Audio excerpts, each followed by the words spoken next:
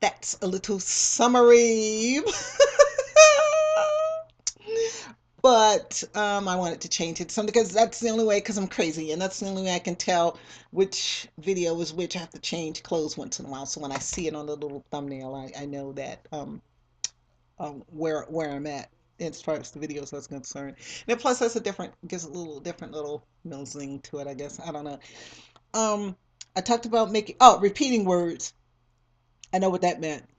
Uh, I am famous for using the he knew, he knows, she knew. That is another one. I have to watch my ands, and it's hard to find another word for and. But what I do is words that I find that I repeat. Um, I my thesaurus is always open. The thesaurus is open while I'm writing. The thesaurus is open. And when I get to words, I keep using the same word over again and over again. I will use the thesaurus and see if it fits. If it doesn't make sense, I mean, sometimes you have to use the word thing. I mean, sometimes you have to, there are, you have to use and you have to say he knows and he knew and he thought, you have to um, do that. And also what I found, you have to vary your words or it gets boring. And the like I said, I don't write down to people, so you don't have to use the same word over and over again. If you don't know a word, get a dictionary, look it up, Google it up. Come on, let's learn something while we're at it. So I keep the thesaurus open, and I try to not to use the same words, and I try not to use the same length of words. I don't there's no I think somebody says damn one time or something, or in my male hero character, he says bloody something, but he's English, but that's a really apparently from apparently from what I understand, it's a pretty bad cuss word. But he says that once, but it's at a moment where you kind of can understand. He's just very frustrated. He says, also my characters, it says characters get good ideas. So I don't know what that meant. I don't know if it meant oh, how I get my ideas for characters. Maybe that's it. Well, maybe that's what I meant. I wrote it the other day. Every time I think about something I want to say on the videos, I write it down. I have a notebook beside my desk and I write it down. And then I don't remember. I'm like, okay, what the devil did that mean? I don't know what that meant. What did that mean? Because I'm insane. I never know. Um, Characters, ideas. Um, you can have it set. Okay, within the formula, you might have a set amount of characteristics you want to give a person. Their name, where they're from, how they talk, um, if they have an accent, how they would say words if they did, how the runaway slave speaks differently from the black store owner, and the um um my female character, and like the woman whose husband owns the store and her children speak.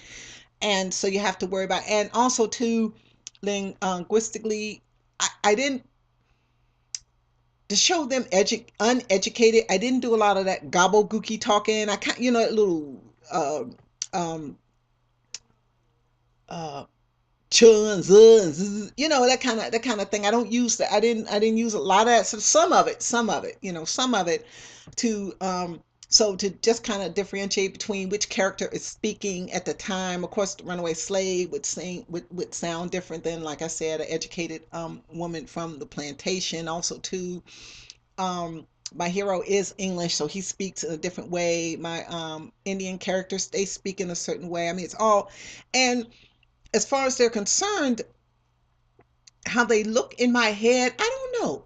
I don't know. I pretty much no. I will say this: I've never changed the look of a character once I had them in my brain.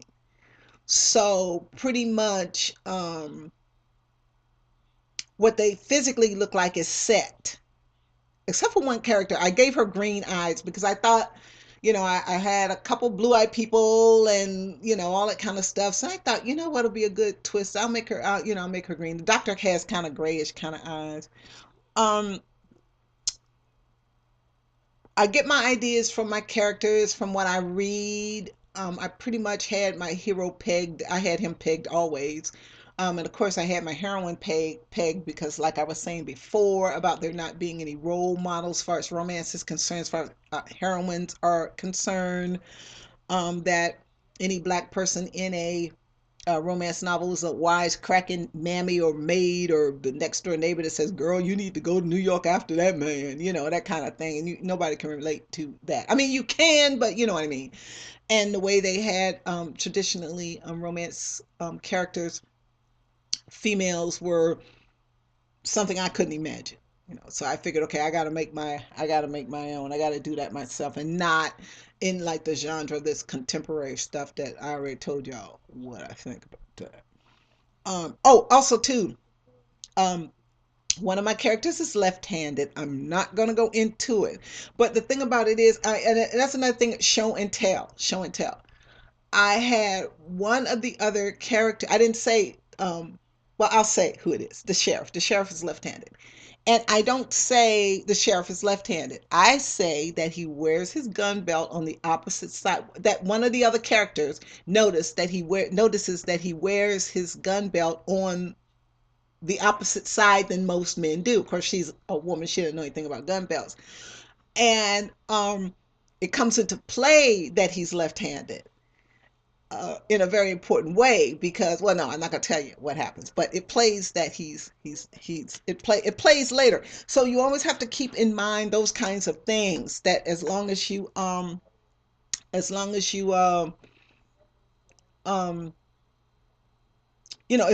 you can sneak little things in. Like it's one scene that I really, one of my favorite scenes in the book is when my female character, they're in New Orleans, and she gets a visit from someone, and the reader, knows exactly who it is from her reaction, that she looks down on the calling card. But people, okay, back in that day, instead of texting somebody and saying, "Call me, you fool," where you at, um, you had a calling card with your name on it. You had, as a matter of fact, when I graduated high school, it was still um, etiquette to have calling cards. When our graduation packet, it was so many calling cards because you went to, when you went to someone's home, you presented your calling card. They took it to the mistress or the master of the house or whoever, and you were accepted or not. 90% times you were.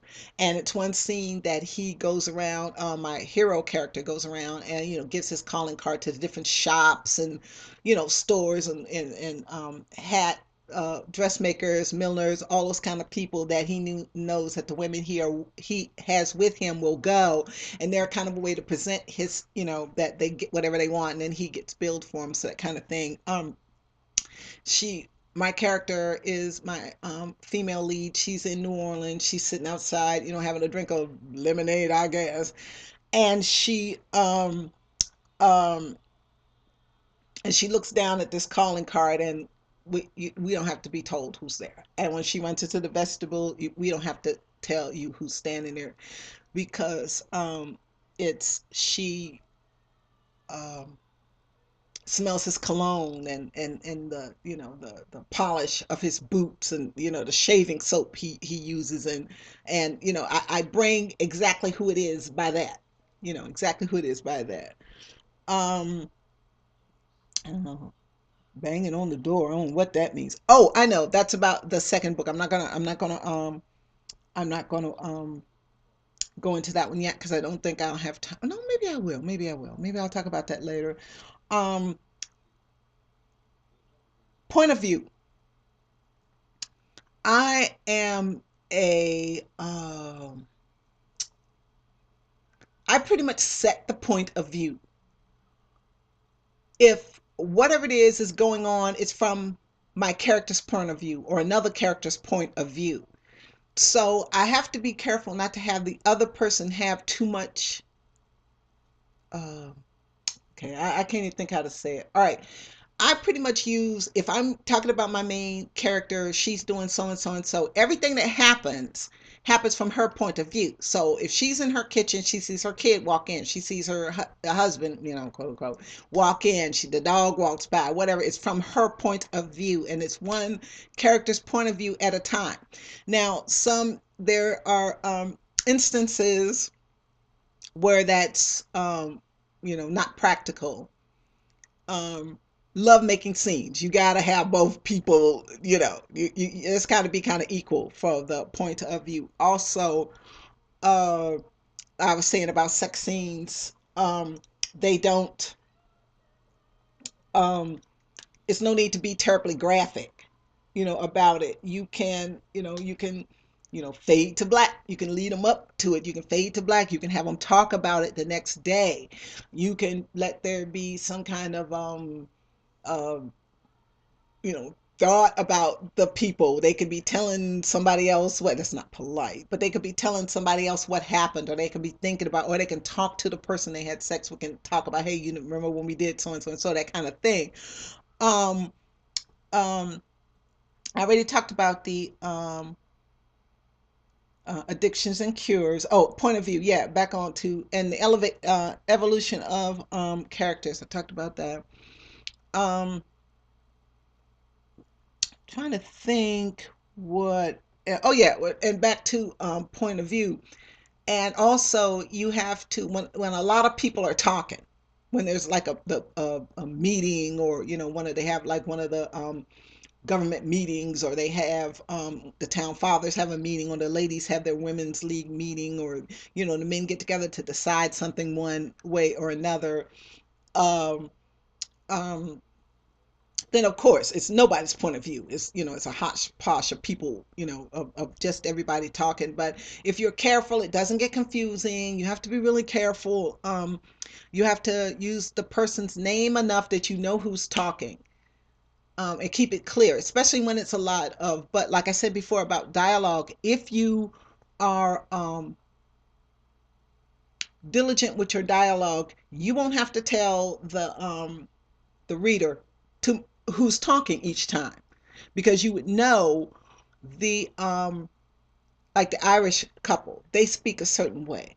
The Indian couple, they don't use contractions. That was my vehicle for them. They don't, so you know who it is. They call, and they call the Indian people, they call everybody by their first and last name.